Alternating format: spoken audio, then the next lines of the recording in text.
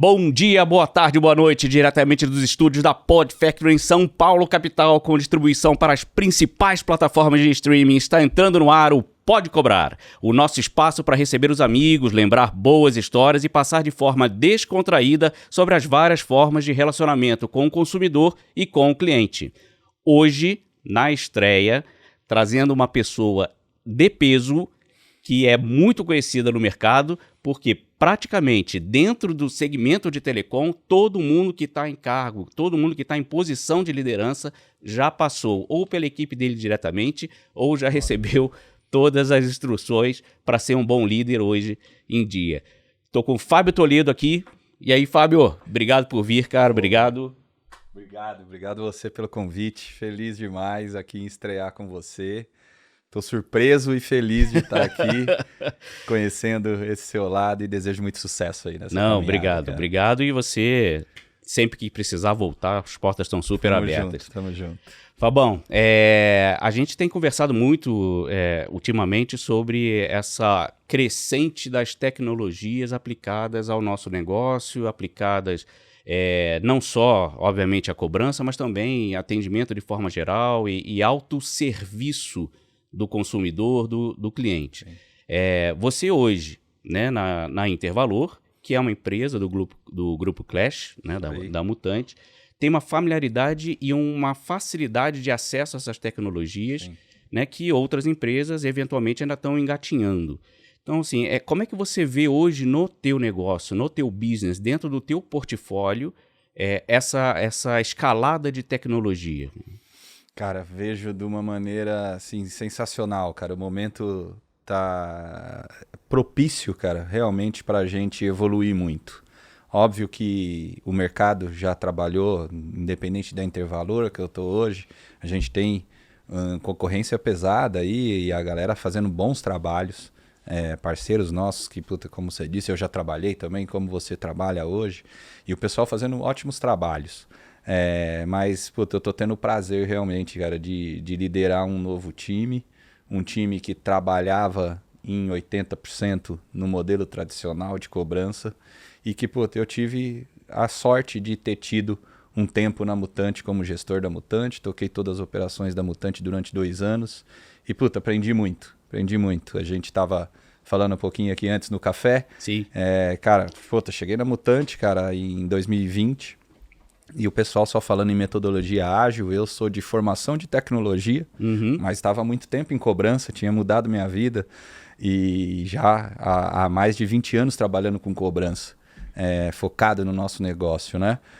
E puta, quando eu cheguei na Mutante e vi aqueles devs, aqueles UX designers, os caras tendo discussões, desenhando canvas, e numa pegada realmente tentando ser o mais ágil possível, usando a metodologia ágil. Eu falei, cara, eu tenho que estudar muito. Então, foi muito legal. Eu voltei um pouco para a minha origem de tecnologia e realmente ali voltando nos estudos. Aprendi muito com o pessoal, óbvio que ajudei com os meus conhecimentos. Tinha tido a oportunidade de estar na Sky nos últimos anos e ter feito um trabalho na área de CX, não só em cobrança. Então, tinha um lado forte de fidelização de clientes, tocando as áreas de fidelização e retenção, tocando estratégia, pensando em que produto seria melhor para o bolso e para o entretenimento realmente daquele cliente, né? Então, foi legal levar esse meu lado para a galera, aprender muito de tecnologia. E aí, eu trabalho com os caras, tenho a sorte de ter uns chefes que são realmente disruptivos, empreendedores. Bastante, eu diria, Bastante. São agressivos no bom sentido, sempre jogando na bola, mas, cara, pensam muito na frente. Então, aprendi também com eles e eles viram no nosso mercado uma oportunidade ímpar de fazer algo diferente. Eles viram que tinha empresas já fazendo alguma coisa de forma digital, usando tecnologia, mas eles falaram, Fábio, a gente tem a oportunidade aqui de usar muito o que a Mutante aprendeu no inbound. Mutante é uma empresa especialista, principalmente em receptivo, em inbound, de voz, usando tecnologia, automação nisso. E, o mundo do WhatsApp estava cada vez com mais utilidade dentro dos negócios, não só... irreversível, né? Não só nos papos, a Mutante se tornou um broker importante de WhatsApp, um dos maiores parceiros da Meta hoje, né, do Facebook aqui no Brasil. E, puta, eles falaram, cara, a gente tem um caminho aqui que nós vamos fazer um negócio diferente. Vamos construir algo aqui. Eu iniciei um projeto lá com eles, então, construindo um time e uma ferramenta digital no início. E eles, pela agressividade, decidiram acelerar esse negócio. Comprando uma empresa. A gente namorou bastante, mas acabou casando com a Intervalor. Puta, e hoje eu tô um ano aí num desafio realmente de fazer uma transformação na empresa e no negócio em si. Sim. Não é fácil, a gente tem muitos temas básicos por trás de infraestrutura que acabam, óbvio, no nosso dia a dia, dando mais trabalho do que a gente imagina. Mas, cara, tem sido um prazer imenso e a gente vê que o que a gente já faz já é legal, o mercado já reconhece, você já vê que faz diferente, mas a hora que você tá com um time que você tem por trás, que são essa galera que pensa mais fora da caixa, os UX designers, sim, galera que já foi até monitor, já foi até atendente, mas o cara hoje tá lá fazendo monitoria do que um robô tá falando, do que um robô tá escrevendo no WhatsApp e falando, pô, se você trocasse essa palavra, o negócio seria muito mais fluido. Então, na hora que você está discutindo com essa galera, você vê que tem tanta oportunidade ainda, cara. Então, por isso que eu falo que o momento é propício e a gente está, acho que, no lugar certo, na hora certa e tem um caminho pela frente, mas tem muito a fazer ainda, muito a fazer. Eu não tenho dúvida que é irreversível, principalmente essa questão do Zap, né? Sim. Para a gente chegar rápido no cliente, para a gente poder, para qualquer tipo de objetivo que a gente esteja tentando buscar o contato com ele, o WhatsApp é realmente a ferramenta mais rápida de falar. Embora a gente tenha ainda algumas restrições dentro do universo de cobrança, né? Em relação à utilização dessa ferramenta. A Meta, o Facebook, eles entendem que, em essência, o WhatsApp ele não deve ser utilizado para fazer uma cobrança direta. Sem dúvida. Né? E isso, de certa forma, reduz a capacidade, inclusive, para o consumidor de resolver as suas pendências, de retornar o crédito. Porque telefone, a gente vai falar até um pouco mais para frente, claro. Mas o telefone ele está com dias contados. É isso aí, né? É isso aí. Então... É isso aí. Mas assim, cara, o que eu posso, acho que, adiantar aqui de spoiler, a Meta tem focado muito no tema. Eles criaram uma área, eles chamam a área de Credit Recover. Sim.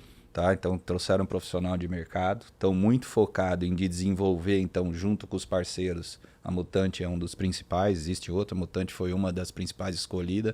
A desenvolver o canal que eles estão chamando eles têm mais uma pegada, óbvio, de crédito do que de cobrança. Então, eles falam que é um canal de crédito, porque eles também têm muito interesse de desenvolver os métodos de pagamento via WhatsApp, né? Então, eles estão numa pegada muito forte disso e cada vez mais abertos a, óbvio, tem aqui uma modalidade que eu dou crédito e o cara paga a fatura dele, a conta dele. Mas tem também uma modalidade de mais de 70 milhões de brasileiros aí inadimplentes. Né? Então, como que a gente faz para ajudar essa galera no nosso canal aqui também? Então, eles estão abrindo as fronteiras, com cuidado, mas fazendo estudos e pensando muito em mudar regras e processos atuais deles. Como a gente está aqui no episódio, então a gente tem que fazer uma representar de vez em quando, porque assim, como se a gente não falasse todo dia, mas então vou fingir que estou perguntando algumas coisas que eu não sei. Boa. Já. Você, né, tá há 3 anos nesse novo desafio dentro da Mutante, mas há 1 ano você comentou, tá à frente aí como CEO da Intervalor, né, que tem um foco aí mais direcionado à cobrança. Sim, crédito e cobrança, 100%. Crédito e cobrança. 100% hoje. 100% crédito e cobrança. Tá.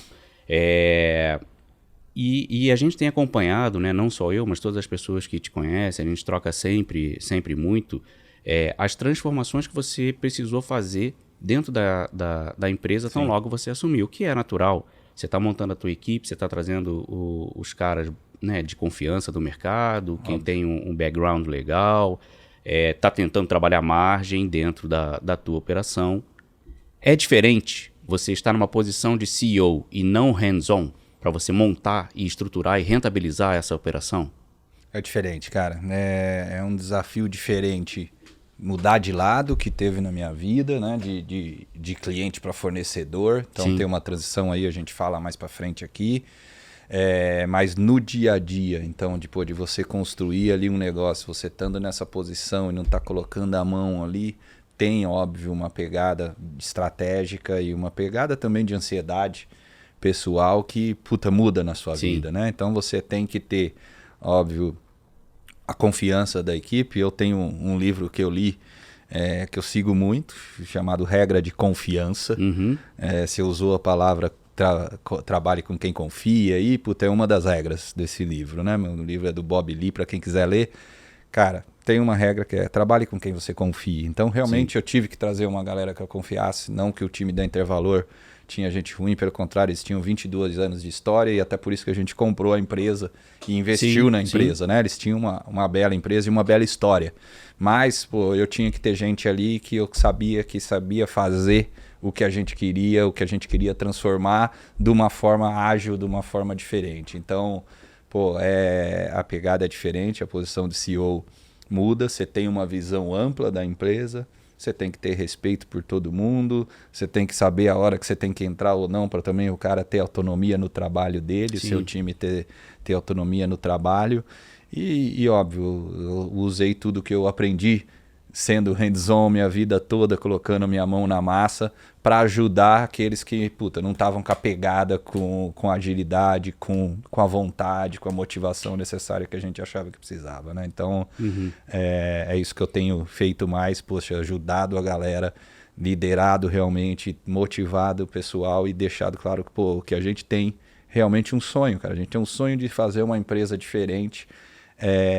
E é possível esse sonho. Então, com exemplos práticos de como a gente vai chegar nesse sonho que eu tenho feito esse time trabalhar e eles, óbvio, colocar a mão na massa e eu ficar no apoio no que eles precisarem de ajuda. A gente sempre fala muito desse apoio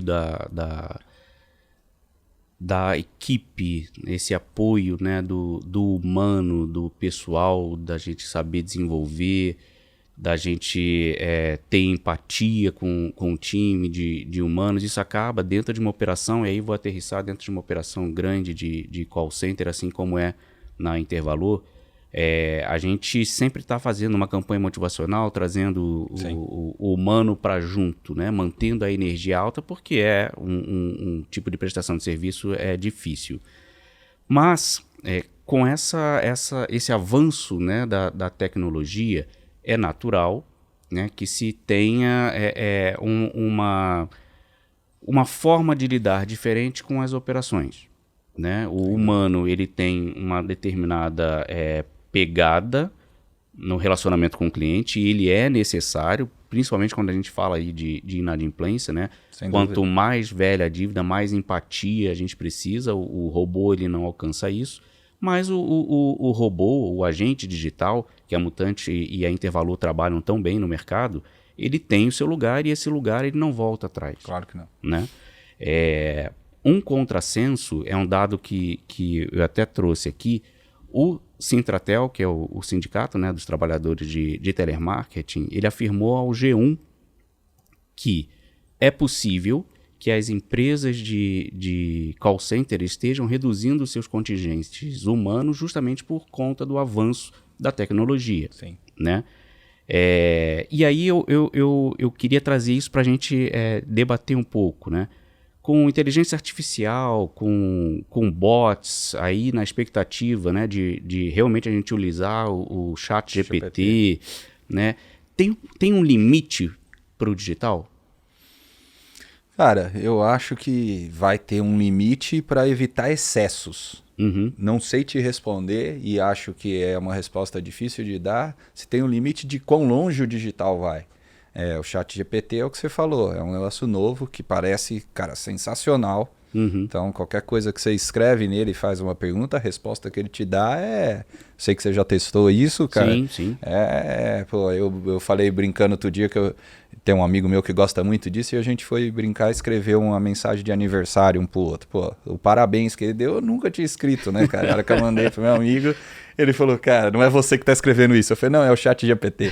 Então, assim, são respostas realmente que você vê que, cara, a evolução, onde isso vai chegar, a gente não sabe. No nosso mundo, eu acho, como eu falei, eu acho que as empresas já fizeram muito, é o que você falou, o que mais deu certo no negócio, ainda muito ligado ao telefone, mas que vai mudar, foram os bots de voz. Eles já evoluíram muito, mas eu acho que ainda tem potencial para ser feito de uma maneira ainda mais humanizada, de uma maneira ainda mais fluida. menos robótica, Sim, né? sim. Nesse sentido, e é nosso principal objetivo. Em compensação, os humanos, pô, a galera, o nosso time. Ontem eu estava num evento de liderança com o meu time e talvez meu foco era liderança. Mas talvez foi a primeira vez que eu fui falar de liderança para um time que tinha 100 e poucas pessoas e eu falei 50% em liderança e 50% em inovação. E a hora que eu olhei o dia depois, hoje, aí umas 3 da tarde que eu entrei no LinkedIn, várias das postagens do meu time, você via que não era as que eu vivia há 5 anos atrás, que era evento liderança, tal, tal, tal. Os caras falavam, pô, evento liderança, inovação, tal, tal, tal. Então você vê que a galera tá falando disso. E, pô, eu poderia estar falando com um pessoal que poderia ter medo de perder o emprego pela tecnologia. Pois é.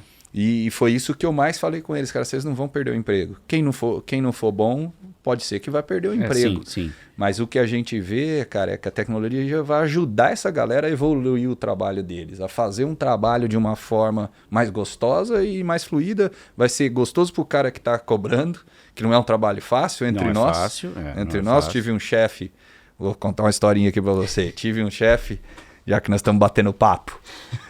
Cara, tive um chefe que o cara era focado em vendas, presidente da empresa, e um dia ele chegou para mim e falou, cara, a gente numa reunião, diretor de vendas fazendo uma apresentação, e na sequência era a minha apresentação, o diretor de cobrança.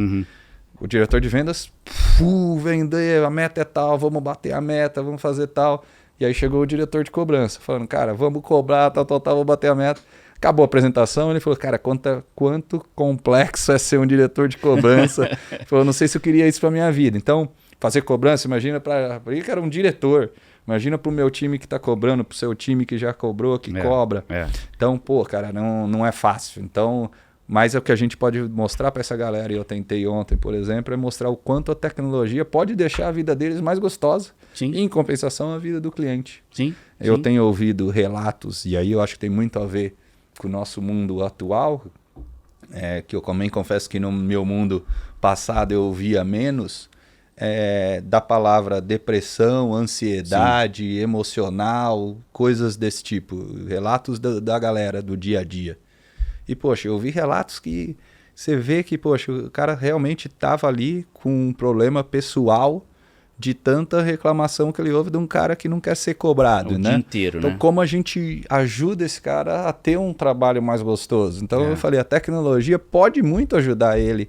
Óbvio que a liderança tem ali um papel também de ajudar e melhorar a vida dele, mas a tecnologia pode fazer esse papel complementar que eles talvez não tenham a sua visão.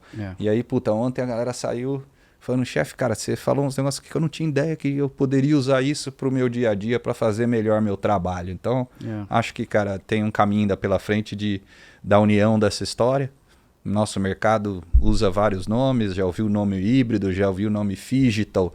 Então tem alguns nomes, o nome Phygital talvez seja o que mais se enquadra realmente a esse modelo de cobrança com tecnologia, digital em sempre que for possível, mas a hora que for necessário a gente tenha lá um cara especialista, bom no que faz e que realmente vai fazer a diferença, fazer um atendimento nota 10, inclusive na cobrança. E você comentou também essa questão do humano, né, se sentindo ameaçado em relação à tecnologia. E o trabalho que você fez ontem, e acredito que ontem tenha sido um marco, mas é um trabalho do teu dia a dia, dessa conscientização, é difícil de encontrar, sabe? Geralmente essa turminha, ela realmente não tem essa visibilidade de que a tecnologia está vindo para agregar e não para substituir. É isso, né? É isso, cara. Então você trabalha num ambiente de tensão, que é realmente você fazer a cobrança, você faz contato no dia a dia com aquelas histórias, né? Que são histórias chatas, né? Claro. Ninguém quer ficar inadimplente de forma consciente, às vezes você é levado a isso em função do cenário, né, que a gente tem vivido ultimamente, mas falta alguém chegar e dizer assim, calma, cara, né?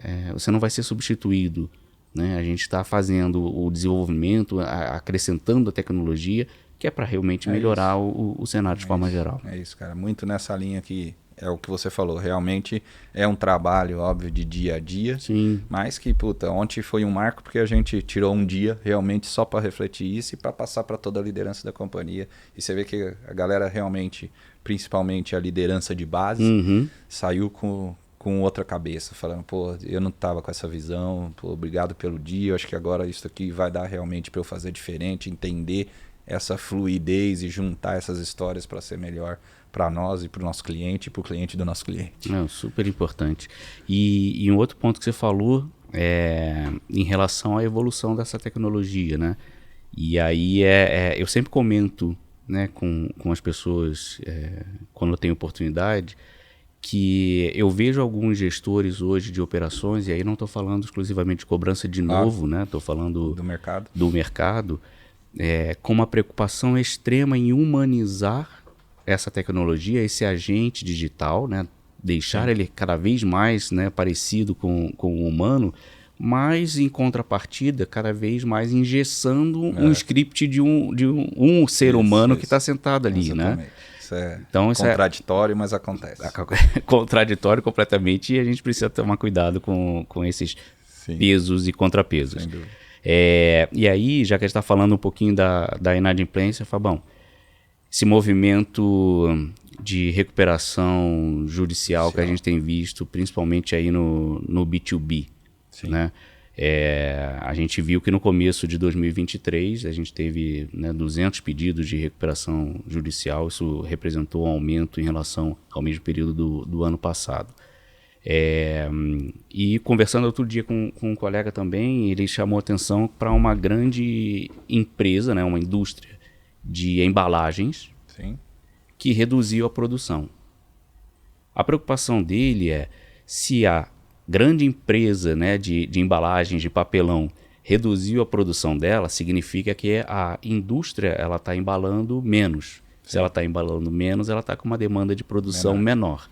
E se a indústria começa a diminuir a produção dela, naturalmente pode haver um movimento aí de cortes de posições de trabalho. E isso vai cascatear até a pessoa física, né? Então você vê um agravamento do cenário no próximo semestre, né? Um cenário já mais imediato, e a tua leitura do que está puxando esse movimento de recuperação judicial? Cara, eu acho que a gente tem uma soma de fatores dos últimos anos e meses que estouraram realmente agora entre 2022 e agora ainda reflete ainda no início de 2023, né? É clichê o que eu vou falar, mas eles impactaram. Guerra. Sim. Guerra da Ucrânia, queira ou não, ela tem as consequências delas, principalmente na indústria. A pandemia, que passou, mas teve um impacto muito grande aí em todas as áreas, nas áreas de serviços, nas áreas de consumo. Óbvio que teve uma área ou outra que cresceu um consumo de um produto ou outro para quem teve mais em casa, mas na maioria da indústria ela também teve queda. Então foram dois eventos, um que ainda nem terminou e o outro que terminou, mas eventos gigantes que há tempos a gente não vivia no mundo, né, na história do mundo. Então nós estamos tendo, pro bem ou pro mal, uma oportunidade de aprender muito com isso. E eu acho que aí, trazendo para o nosso país, a gente ainda teve uma crise econômica nossa, que também tem esses fatores impactando, que acabaram deixando a gente com uma taxa de juros muito mais alta. Né? A taxa de juros muito mais alta prejudica muito o acesso ao crédito. Então, a gente que faz cobrança sabe o quão diferente é cobrar um cara que está com dinheiro no bolso do que não. Então, até durante a pandemia, a gente teve um artifício do governo, que foi o auxílio emergencial, que para grande parte dos inadimplentes, a gente, como cobrança, falando, pô, vai aumentar. Eu tive depoimentos de caras que tocam times de cobrança como a gente e responsável de grandes empresas, que o cara, na hora da pandemia, fez uma projeção de PDD, que é o principal indicador nosso aí de provisão de devedores, fez uma projeção muito mais alta e ganhou bônus feliz, bateu meta, porque o auxílio emergencial ajudou muito, o cara cobrava muito, classe C e D, e acabou que então, durante a pandemia, o brasileiro tinha um dinheiro a mais no bolso, tinha um dinheiro, se não fosse a mais, mas tinha um dinheiro que podia ajudar ele a pagar as principais contas, né? E passada a pandemia... Mas, eu sempre questiono isso, pelo seguinte aspecto. O que a gente viu durante a época da pandemia, né, muitas pessoas, apesar do auxílio emergencial, elas estavam com dificuldade para itens básicos, né? Eu lembro de uma reportagem que eu assisti que, inclusive, as pessoas estavam com dificuldade de comprar sabonete em comunidades, né? E lavar a mão era recomendado, recomendado, é essencial. E um desabastecimento de uma grande parte dessa população. Então, a provocação que eu fiz em algum momento, assim, é nítido, né, para todos os setores que durante a pandemia a gente teve uma taxa de recuperação elevada, até inesperada, eu diria. Sim. Acho que muito motivada também pelo refresco que as instituições financeiras elas deram, né, nos financiamentos. Exatamente. Isso ajudou bastante. Ajudou muito. Agora, o cara que estava usando o auxílio emergencial para comprar comida, né, para abastecer de combustível, você acha que realmente ele usou aquilo para fazer o pagamento de uma conta de celular? Ah, não, provavelmente não. Esse cara usou para os itens básicos mesmo. E ele foi... Usou para os itens básicos. Mas teve, eu acho, uma parte desse público que pôde usar esse dinheiro para pagar. O mercado que eu estava, por exemplo, te comentando é varejo. Então, o cara fez em algum momento uma projeção, então, durante a pandemia, que a inadimplência ia explodir, ela não explodiu. Não explodiu. E aí ele errou depois novamente, e só que aquele comemorou, e ele errou no pós-pandemia, porque ele falou, agora vai diminuir muito, e a inadimplência aumentou. Pois é. E o varejo, a gente tem visto, você falou de RJ, não chegamos a RJ, mas em algum caso bateu na trave grandes empresas do nosso mercado, empresas que eu teria o prazer e seria feliz em trabalhar nelas. Sempre admirei, sou cliente delas, você também. E empresas passaram aí, estão passando por momentos difíceis. Hoje eu ouvi no rádio aí uma das grandes fechando lojas, que não estava dando caixa para dar resultado. Então, é um momento que ainda tem esses impactos e tem muito a ver com o crédito para mim. Então, a gente torce muito agora, pensando no nosso segundo semestre, voltando aí na sua provocação e pergunta inicial, que eu acho que só tem uma virada. O plano fiscal que o governo está fazendo, ser aprovado, isso realmente ter um impacto positivo na nossa economia, que não vai ser imediato, mas eu acho que pode ser já ainda nesse segundo semestre, e isso começa a refletir na queda dos juros, e aí acho que aí o público tendo novamente mais acesso a crédito, a economia começa a girar, e isso ajude também na redução da inadimplência. E a gente viu, né, com dados da Serasa também, que 76% das famílias chegaram ao grau de endividamento. Né? E o curioso é que uma pesquisa de mercado feita pelo Instituto Locomotiva, que é aquela pesquisa anual, né, com foco específico em crédito e cobrança, divulgada no final do ano passado, ela trouxe aqui os principais vilões, né, as origens das dívidas. Então, em primeiro lugar, aparecem os bancos, e aqui, quando a gente faz uma abertura, é o cartão de crédito, que é muito consequência dessa abertura de crédito, né, puxada pelas fintechs durante a pandemia. Então, o microcrédito ele expandiu de forma, acredito que até descontrolada. Né? Seguido por utilities. Terceiro, vem a telefonia, impostos de forma geral, lojas de varejo, alimentação, saúde.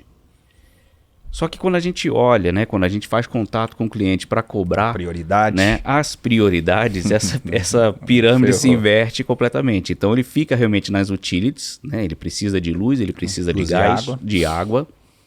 Entra o cartão de crédito, depois vai para a alimentação, e aí, para ter uma ideia, a telefonia móvel ela aparece em último lugar da pirâmide, sendo que a fixa nem aparece mais. Nem aparece mais. Imaginei. Né? Então, eu já trabalhei na fixa. Você já trabalhou na fixa. E isso durante a pandemia foi ao contrário, porque as curvas de inadimplência de móvel e telefonia fixa, elas se inverteram. Por quê? O cara estava dentro de casa. O cara precisava da TV para os filhos, precisava da banda larga para trabalhar remoto, e os dados móveis, eles acabaram caindo em desuso porque ele não estava na rua, não estava em deslocamento. Mas o ponto é, o cliente, né, em determinado grau de endividamento, ele desprioriza outras contas. Ele faz o famoso rodízio de contas. Põe todos os credores no saquinho, né, sacode ali e sorteia quem ele vai pagar, porque não pode deixar nenhum pratinho quebrar. A minha teoria é que quanto mais perceptível for a ação restritiva, né, quanto mais ele percebe as consequências da inadimplência, e aí eu estou falando de produto, ele opta por priorizar estas contas. Por quê? A gente sabe que alguns setores, né, da economia e alguns setores em que esses credores trabalham são extremamente regulados. Né? Então, para que o cliente consumidor endividado ele tenha uma percepção de que ele está perdendo aquela facilidade, aquela prestação de serviço, é mais lenta do que ele ter suspenso ali a sua conta de luz, ou ele ter ali a crescente, né, juros galopantes de um cartão de crédito, por exemplo. Você acha que isso pode influenciar na hora de decidir que conta que eu quero pagar? 100%, cara. Acho que sua teoria está correta, cara.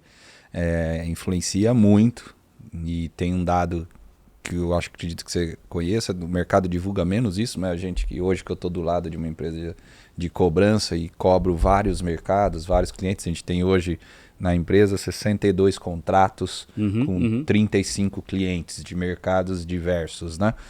E puta, na média, quando a gente analisa a base de dados, tentando montar um behavior dos clientes para fazer melhor a cobrança e ser mais assertivo, a gente tem na média hoje um inadimplente, então, que chega para a nossa empresa devendo em 3 clientes nossos.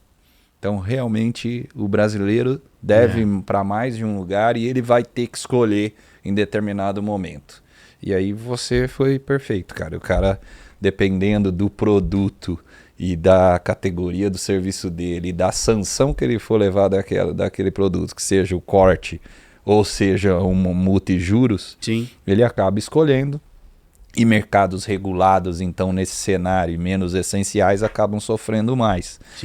Então, o cartão de crédito, apesar de não ser algo essencial, tem uma sanção muito forte de juros e multas. Então, se o cara não pagar, ele realmente não vai sair daquela vida nunca mais. E muitos brasileiros, infelizmente, estão nisso. Aí tem a ver, para um papo para outro, pode aí, que é sobre educação financeira, mas que é um papo legal, que eu acho que o Brasil também tem evoluído, mas ainda tem uma galera que falta educação, então o cara acaba errando e acaba se prejudicando. E vai, por outro lado, vai nos serviços essenciais, que se ele cortar o serviço, ele vai ficar sem. Vai ficar sem, e então, não pode. Não pode, mas tá totalmente interligado na prioridade, na escolha, na hora do pagamento, aí, sem dúvida. Agora, até mesmo em relação à restrição de crédito, né? Apontamento em birô de crédito, que é a negativação, né? Sim. A turma conhece muito como SPC, vou botar teu nome no SPC, Zeca Pagodinho, né? Tanto anunciou, Serasa. Sim. E eu tenho de memória que, assim, os meus pais, meus avós, eles não podiam ouvir num negócio desse, assim, vai sujar meu nome, cara, pelo amor de Deus, vende carro, vende qualquer coisa, mas não pode sujar meu nome. Isso vem se transformando há algumas gerações.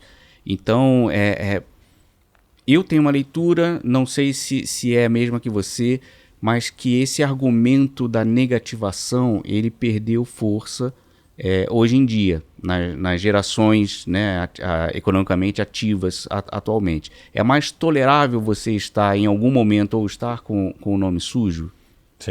Sim, eu acho que tem muito a ver com geração, tem muito a ver com crédito. Você citou as fintechs aí em determinado momento e você falou até que elas exageraram. Sem dúvida, velho. Não. Porque elas estavam dando crédito para um cara com nome sujo, para um cara já inadimplente. É isso. E isso levava, então, o consumidor de uma geração mais nova desacreditar um pouco que o nome sujo dele ia prejudicar. Então, sem dúvida nenhuma, se fizer um Pareto, a galera que tem mais de 50 anos, que tiver inadimplente, respeita muito mais, quer muito mais ter o nome limpo do que a galera de 30 a 50. Então, faz uma diferença, essa geração é diferente.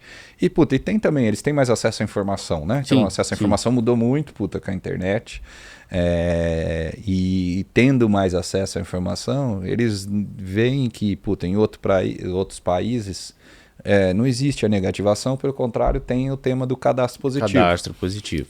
Que eu acho que o Brasil também iniciou isso, está iniciando um trabalho, ainda não temos isso, mas faz muita diferença, porque aí sim faz uma diferença no bolso do jovem, porque ele sabe que ele só vai poder comprar um negócio se o nome dele tiver com positivo no mercado, né? Um score bom. Com um score bom. E aí, quanto melhor o score dele, ele tem mais desconto, mais promoção, mais acesso às coisas. Então, eu acho que a gente tem que evoluir para isso. Os Estados Unidos nisso é perfeito, eles trabalham muito mais desse jeito, tanto que eles estão agora com aumento de inadimplência também nos Estados Unidos, por tudo que estão passando. A Europa já tinha passado alguns anos atrás, os Estados Unidos agora começaram, tenho amigos que tem casa em Miami, por exemplo, e se o cara esqueceu agora lá, ele está tendo proposta de pagar a TV dele da casa do apartamento em Miami parcelado, que antes não existia. Não tinha essa possibilidade. Antes não existia. Agora os caras começaram a parcelar e a gente sabe, parcelamento é uma forma de crédito, de você dar um gás pro cara. Se os Estados Unidos está fazendo isso, eles vão começar a ter inadimplência também, independente do cadastro positivo. Mas eu acho que o contexto, sem dúvida, pensando nós aqui em Brasilzão, na nossa vida, a negativação perde um pouco de força.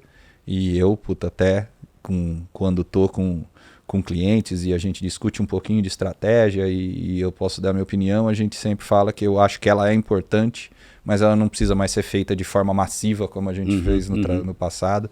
Ela tem que ser feita com muito mais inteligência, até pelo custo, mas menos pelo custo, mais para você também impactar aquele cara que realmente vai reagir a isso. Se o cara não for reagir, não precise gastar com isso, né? Gaste com outra coisa. Sim. E aí a gente entra no outro ponto, né, do business de cobrança no mercado. As ferramentas, né, eu vou dizer, de chamamento do cliente para negociar. Sim. Que no final o objetivo, né, do trabalho é você resolver a vida do cliente, você resolver a vida do credor.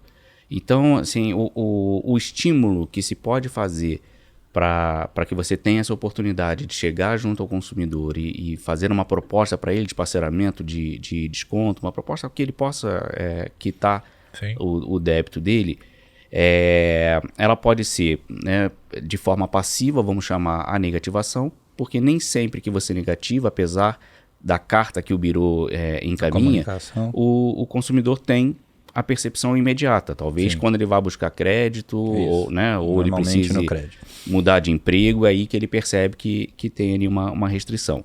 Mas realmente hoje ainda a grande forma, né, massiva de você chegar nesse cliente é através de telefonia. Telefonia que os call centers hoje trabalham. E houve excessos ao longo do tempo, né? Tem havido bastante excesso em termos de abordagens. E a gente precisou, então, que o regulador tomasse uma atitude. Infelizmente. Né? Então, a gente tem algumas ações daqui para o final do ano por acontecer.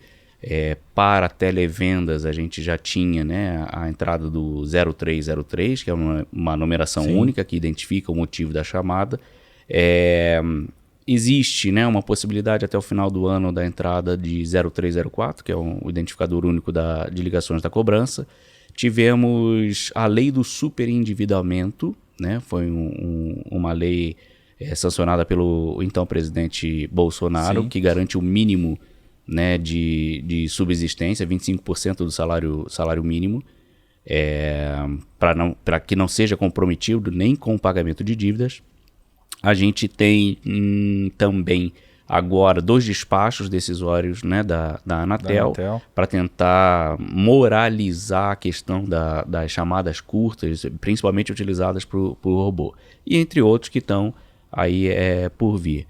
Então, de uma forma ou de outra, embora sejam importantes por conta, né, de maus prestadores, pessoas que realmente estavam abusando, né, não só do limite da paciência do consumidor, sim. mas como de tráfego de rede, né, sobrecarregando tráfego de rede. Essas ferramentas, essas possibilidades de chegar junto ao consumidor, elas estão cada vez mais ficando restritas, a ponto de a gente realmente ter uma redução drástica do modelo hoje de ligações, né? Esse é um ponto. Então, o desafio para a cobrança daqui até o final do ano, né? Você entende que a gente tem que mudar obrigatoriamente para um modelo de autosserviço, ou seja, o futuro, além, né, da tecnologia que a gente falou, WhatsApp, sim. mas a gente também precisa cada vez mais investir em portais de negociação, onde o cliente espontaneamente possa entrar e se resolver sem a intervenção de ligações, ou SMS, ou e-mails. Sim, cara, a gente tem que investir em multicanalidade. A gente no mercado de atendimento fala de omnichannel, de multicanalidade há muito tempo. É mais fácil falar que fazer. Sim. Então, óbvio, no contexto em si, você ter vários canais, todas as empresas têm hoje. Então, todo mundo tem acesso a vários canais. Agora, como você fazer isso de uma maneira fluida, realmente, em que o cara pode começar um atendimento num canal, num WhatsApp, por exemplo, e depois ele ir para o telefone, ou começar no telefone e dar uma sequência no WhatsApp de uma maneira fluida. Esse é o grande desafio do mercado. Acho que muitas empresas já estão fazendo isso de uma maneira legal. Eu recentemente fui atendido aí numa empresa e tive uma experiência legal de sair de um canal e ir para outro. E óbvio, por trabalhar com isso, eu gosto de usar ainda o telefone para ver como vai ser. E funcionou legal, saí de fui para o WhatsApp e realmente eles continuaram o atendimento. Então acho que o mercado também hoje já tem, além de empresas estudando muito isso, estudando CX mesmo, no contexto de melhorar a experiência do cliente, inclusive na jornada de negociação de crédito, de cobrança que a gente fala. Os profissionais de cobrança hoje têm cada vez mais pisado e discutido com profissionais de Customer Experience como melhorar a experiência do inadimplente, né? E isso leva a gente a estudar e tomar a melhor decisão de qual canal usar, né? Então, sem dúvida, o excesso houve. A gente teve, infelizmente, empresas, principalmente de telemarketing de vendas, que acho que abusaram da quantidade de ligação e da forma de tentar falar com o cliente, com os famosos robocalls, que a Anatel acabou tomando decisões por causa disso. Isso resvalou para a gente de cobrança. Porque a gente também querendo cobrar, óbvio, a gente tem mais, vamos dizer assim, direito do que o cara que quer vender, porque a gente tem uma inadimplência, a gente sabe que a gente tem o direito devido, de cobrar, né? Tem um título devido, então óbvio, por isso que a Anatel já não foi mais dura e tomou a decisão, ela está ouvindo mais. Eu hoje tenho o prazer e a oportunidade de estar em 2 grupos de trabalho, um da ABT, então da Associação Brasileira de Telemarketing, e outro do IGEOC, que é o nosso maior fórum então de cobrança para o mundo de cobrança, os dois com discussões junto à Anatel, junto ao governo, discutindo isso. O governo tem dado oportunidades, foram duras horas que teriam que ser, mas agora estão ouvindo muito a gente, estão ouvindo as empresas, estão ouvindo os líderes então que tocam essas 2 instituições e algumas outras coisas estão pintando. Então eu pessoalmente, óbvio, não estou cravando aqui, acredito que o 0304 vai ser uma escolha. Pelo que está pintando, você vai poder ter sim um identificador de chamadas, que eu esqueci, me fugiu o nome agora, acho que é o SteerShake, isso aí, verdade. A gente vai poder usar entre esse identificador de chamada que você se identifica, então como Itaú, como Claro, etc. Você escolhe o que você quer falar, se identificar como uma empresa, então, ou você ter um número que o cara vai saber que é um número de cobrança. O que é melhor? Ainda não sei. Me parece que o identificador de chamada tem um retorno melhor por tudo que eu já li de testes. Sim. Eu acho que funciona bem. Óbvio que tem, sim, um impacto em vendas teve muito grande, o do 0303 do cara não atender e pronto, né?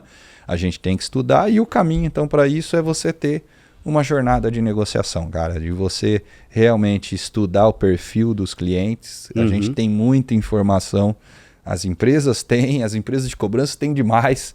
Se o cara utilizar bem as informações que ele tem, onde foi ali o último contato, como ele te buscou, se foi através de um WhatsApp, se foi através do portal. Então, pô, você falou dos portais. Os portais eu acho que são excelentes para complementar a estratégia de cobrança. Sim. Eu acredito hoje mais num portal de negociação que ele seja um canal complementar e você vai estimular e o cliente vai tomar uma decisão se ele quer negociar no portal ou se ele prefere o telefone ou o WhatsApp ou SMS, do que você usar um portal como Marketplace, que acabou dando certo e no início muitas empresas então usaram portais como Marketplace de cobrança, né? Sim. Os marketplaces eu acho que hoje são tantos que acabaram caindo em descrédito um pouco pelo lado do cliente, tá? Então assim, não que não é utilizado. Eles ainda são e recuperam, principalmente aqueles que já têm um nome muito forte, principalmente no mercado, né? De Google, de Analytics, o cara que trabalhou e está aí há mais de 8 anos estimulando o nome dele é um cara que é procurado. O maior deles, a gente sabe, é o Limpa-Nome do Serasa, que realmente, não tem um inadimplente que não conhece. Pelos feirões, ou pela televisão, pela camisa do meu time, o Corinthians, que em um momento patrocinou, foi patrocinado por isso. Desnecessário. Foi patrocinado por isso. Então, cara, assim, eu acho que são caminhos importantes que a gente dá a opção para o cliente escolher. Mas, além dele escolher, a gente tem que ter inteligência suficiente para estimular e buscar que ele vá nesse canal. Então, se eu já falei com você e você não atendeu, já te liguei e você não atendeu, para que eu vou te ligar de novo? Agora, se você já provou que aquele telefone é um telefone seu e você gosta de falar por fone, eu continuo ligando para você e você vai me atender. Agora, se você não atendeu, eu não te ligo de novo e tento outro canal, outra forma de fazer. E aí, Fabão, a gente falou um pouquinho no começo aqui do nosso bate-papo em relação a essa tua transição. Sim. Essa transição, né, de contratante para contratado, né, é algo que eu imagino, né, que não seja fácil de digerir. Eu nunca tive nessa posição, já tive algumas oportunidades, alguns convites, mas sempre hesitei, né? Como é que é você sair e ficar do outro lado do garfo? Não é fácil, é difícil. Eu, como você, também tinha tido já alguns convites, namoros, mas pensei muito e recusei alguns. Mas, eu acho que o namoro com a Mutante foi nos últimos 5 anos, 6 anos, vamos dizer, e há 3, então, a gente fechou e eu tô lá. E não é fácil porque você, óbvio, cara, tem um status quando você tá do lado de cliente que é diferente. Que você, óbvio, você tem uma posição numa empresa grande, e o mercado te reconhece por isso, e isso também tem o ego das pessoas, e isso você acaba te fazendo bem, não tem dúvida. Quando você muda de lado, parece que você perdeu alguma coisa quando você perdeu aquilo. Mas eu confesso para vocês que tem esse sentimento no início, principalmente, mas depois que você tá ali fazendo um trabalho legal e você tem o reconhecimento do outro lado, você tem um prazer igual ou maior, então o ego volta de outra forma e você acaba se sentindo bem também, mostrando pro mercado que você tem uma importância, que você tá fazendo um trabalho diferenciado, e é muito gostoso também, assim. É intenso.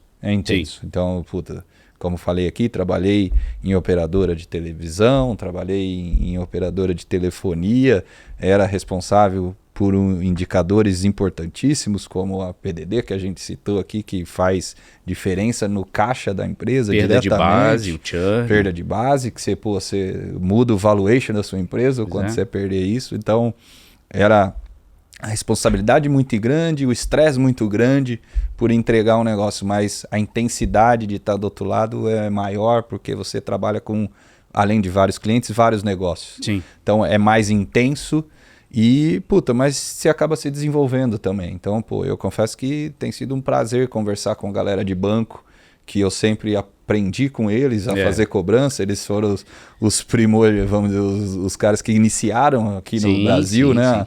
A cobrança, e pô, eu tinha aprendido muito com eles, mais em papos, em reuniões, em eventos, etc. E hoje, pô, eu tenho uma proximidade muito grande, continuo aprendendo e hoje consigo dar também sugestões, discutir, falar, pô, vamos fazer isso no seu negócio. Então, o leque se amplia também, você tem uma possibilidade, pô, de carreira numa empresa de menor porte, mas não menos importante para sua vida, e você consegue ser feliz e liderar equipes gigantes, né, meu? Tenho hoje 2.000 e poucas pessoas trabalhando comigo. Influencio na vida dessas pessoas, a gente quer melhorar a vida dessas pessoas, então você também tem prazeres diferentes, né? E dá para dizer se um é melhor que o outro? Eu acho que cada um tem o seu lado de vantagem ou não, financeiro, que é sempre importante, pessoal. Eu acho que não dá para dizer o que é um melhor que o outro. Eu acho que depende muito da vibe, depende muito de se você está feliz, se você está no momento fazendo o trabalho que você curte, se você está tendo autonomia. Então, nos dois lados, se você tiver coisas que te ajudem, que você gosta de fazer, você vai ser feliz do mesmo jeito. Então você pode ser feliz como cliente, como fornecedor. Você tem que ter, eu acho, fazer aquilo que você gosta e ter autonomia para isso. Pelo menos no meu caso, eu gosto muito de ter autonomia e poder liderar meu time, tocar minhas ideias, fazer o meu trabalho ali de gestão e mostrar para as pessoas que a gente tem realmente algo a fazer diferente, e se o time acreditar, cara, aí dá um tesão grande de fazer o trabalho, e você pode estar em qualquer dos dois lados. Isso aí, cara. A gente está chegando no final do episódio, mas tem 2 perguntinhas que eu vou fazer sempre para cada convidado, né, que vier. Tá bom. Primeira é um bloco que chama Filosofando. Então, a pergunta é... Essa é surpresa. Vamos lá. Não, é tranquilo, cara. A pergunta é: os fins justificam os meios? Caramba. Vale tudo? É isso? Não. Eu acho que é o seguinte, é uma pergunta, né, que eu até diria que está na moda, mas para mim essa pergunta tem muito a ver com ética, com integridade. Tá? Então, eu diria que os fins justificam o meio se feito com ética e integridade. Aí, vale tudo você ser agressivo, vale você ir para cima, vale você arriscar para ter um resultado melhor, correr risco, eu acho que isso tudo vale. Se para fazer isso você tem que fazer algo diferente, errado, não. Cara, não vale a pena. Voltando ao meu livro de regra de confiança, a segunda regra, eu nunca esqueço, viva com integridade. E ontem eu falei isso pro meu time. Tava lá, tô muito com isso na cabeça, porque falei um pouco disso com eles. Falei para eles, se vocês tiverem que tomar uma decisão de fazer algo errado para melhorar o resultado, não façam, não vai valer a pena. No outro dia você não vai dormir bem. Então, tenho certeza que não vale a pena. Eu, graças a Deus, tenho meus princípios, então acho que isso tem muito a ver também com princípios e valores, o tema de o quanto você vai. Então eu tenho meus princípios e valores e sou grato a eles. Acho que sou o que sou hoje graças a esses princípios e valores aí. Cara, mas já enfrentei na minha carreira momentos difíceis de ter que explicar algo que meu time fez e não deveria ter feito. Sim. E eu, posso falar aqui com todas as palavras, foram os piores dias da minha vida. Então, foram onde eu perdi as noites mais difíceis, trabalhando de uma forma que eu não estava feliz. E tendo que explicar algo que, eu nunca queria ter que explicar, porque eu não tinha a ver com aquilo, mas eu tinha que explicar para a companhia o que estava acontecendo. Então, tenho certeza que não vale tudo, cara. Tem limite. Se feito com integridade, com ética, vale tudo. Aí corra risco, seja agressivo, Sim. Que você pode ter realmente ótimos resultados com isso. Vale a pena correr riscos, mas tem limite. Entendi. É isso. E o último bloco do nosso programa, né, chama Tips from the Tops. E a pergunta é: a galerinha que está na estrada, né, que está chegando, o que você aconselha que deve ser feito ou que não deve ser feito para que eles sejam o próximo Fábio Toledo? Cara, de novo, para mim, óbvio, o estudo é muito importante. Hoje, ainda mais hoje em dia, a gente tem uma galera que tem mais, como já citei aqui, acesso à informação. Uhum. Então, sem dúvida, estudar é muito importante.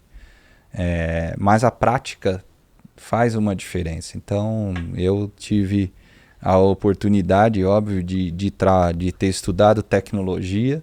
Sim. De ter iniciado minha carreira meu primeiro trabalho foi dar aula de tecnologia, o segundo foi trabalhar numa empresa de tecnologia fazendo database e marketing, e depois com isso acabei na Telefônica iniciando uma carreira na área de estatística, de inteligência, e depois conheci nosso mundo de crédito e cobrança e não saí mais dele, me apaixonei e fiquei, mas a prática, óbvio, então me ajudou muito, a tecnologia, meu estudo me ajudou a entrar nesse mercado, mas depois a prática acabou me ajudando muito a crescer profissionalmente. Mas o que mais fez eu chegar onde eu cheguei foram, meus princípios e valores. Sim. Então o que eu acho que tem que falar para a galera que está começando agora cara, faça com integridade, ouça os seus pais.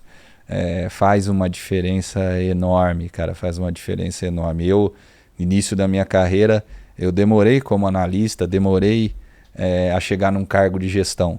Então, eu tinha, óbvio, ali minhas qualidades, mas eu demorei. No dia que eu cheguei num cargo de gestão, minha carreira decolou. Sim. Porque eu tinha um perfil, então, qualidades e esses princípios que tinha a ver com humildade, com transparência, com comunicação, que me ajudaram muito, então, a decolar. Então, o que eu falo pra galera, ninguém precisa ter uma carreira de gestor. Eu tenho caras que trabalham comigo que têm carreiras de especialista e são ótimos caras.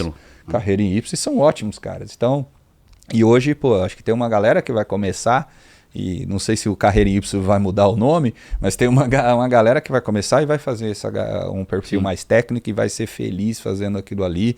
E vai trabalhar de casa, vai trabalhar home office, é um perfil diferente. Mas eu acho que o básico de o que fazer ouça os pais, estude muito, mas siga seus princípios, seus valores. Do que não fazer, então nós falamos aqui de excessos de ligações. Então, é um excesso. Fazer. Não fazer, com certeza, errou. A pessoa errou. Eu, na minha vida, já fui um dia feliz, eu achava que eu era feliz, e de me intitular um cara workaholic. Então, trabalhei muito, virei noites. Valeu a pena? Me ajudou, eu acho. Acho que me ajudou, óbvio, a eu aprender, a crescer, mas eu abri mão de uma parte da minha vida pessoal, que isso, sem dúvida, me prejudicou. E eu tive, óbvio, menos momentos com a minha esposa, com a minha filha, que eu poderia ter.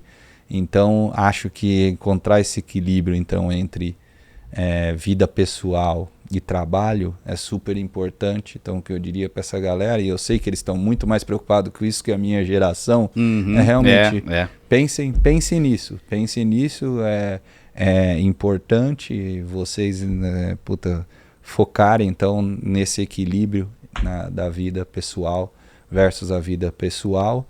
E como a gente já falou aqui, e hoje o mundo também evoluiu muito para isso, cuidado com aquilo que não é ético, que não é correto, que não é compliance. Então, a gente, de novo, eu falei aqui de depressão, de emocional, de ansiedade, que eu tenho ouvido muito do time que eu não ouvia no passado. Por outro lado, também tenho ouvido muitas coisas de assédio, de formas de trabalho, que eu acho que o mundo está falando mais disso e esse pessoal tem muito mais acesso do que eu tive lá no passado. Então, aproveitem isso e façam da forma correta, não como muitos líderes erraram no passado, sem dúvida. Perfeito. Bom, obrigado. Obrigado pela confiança, obrigado por estar aqui na estreia. Feliz demais de ter estreado aqui com você, ótimo papo. Sucesso, cara. Acho que vai ser um legal. Eu vou ser ouvinte, sem dúvida, aqui. Isso, por favor. E tamo junto. Quando puder estar de novo aí, vou estar com prazer. Valeu, cara. Obrigado, Fabão. Obrigado mesmo. Obrigado, cara. Valeu, gente. Valeu. Toda semana um episódio novo. Ó quem tá aí. Já chegou aqui, já tá. A gente já vai preparar o próximo. Então, toda semana um episódio novo nas principais plataformas de streaming. O Pode Cobrar, estreando hoje. A gente vai estar junto por muito tempo.